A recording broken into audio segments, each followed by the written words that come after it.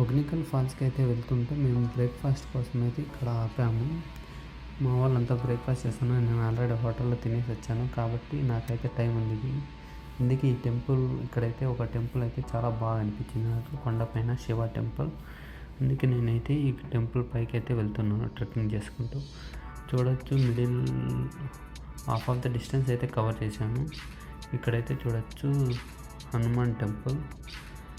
చాలా చిన్న టెంపుల్ కానీ చాలా బాగుంది టెంపుల్ అయితే. చూడొచ్చు చాలా బ్యూటిఫుల్గా ఉన్న స్టెప్స్ కానీ చాలా బాగా మెయింటైన్ చేశారు, చిన్న టెంపుల్ అయినా కూడా.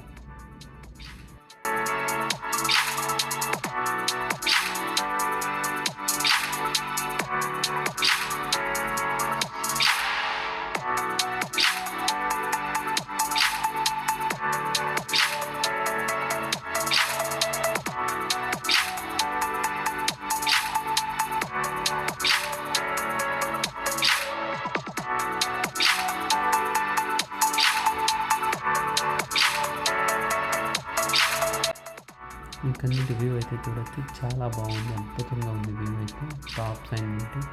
అండ్ మనమైతే టెంపుల్ దగ్గరికి కూడా వచ్చేసాం అన్నమాట.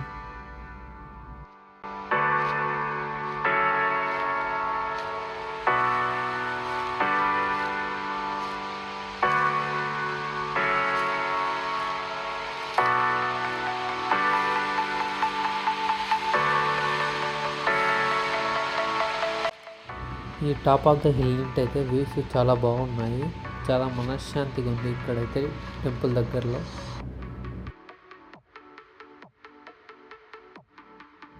మనమైతే టెంపుల్ లోపలికి వెళ్ళి శివయ్యని దర్శనం చేసుకొని మళ్ళీ రిటర్న్ అయిపోతాం. మన వాళ్ళు ఇప్పుడే కాల్ చేశారు లేట్ అవుతుందని, అందుకే త్వరగా వెళ్ళి శివయ్యని దర్శనం చేసుకొని మనమైతే మన జర్నీ అయితే కంటిన్యూ చేద్దాం హొగ్నికల్ ఫాల్స్కి. Thank you for watching my video. మీకు కానీ నా వీడియో నచ్చినట్లయితే ఈ వీడియోకి లైక్ చేసి కామెంట్ చేయండి అండ్ నా ఛానల్ని సబ్స్క్రైబ్ చేసుకోండి.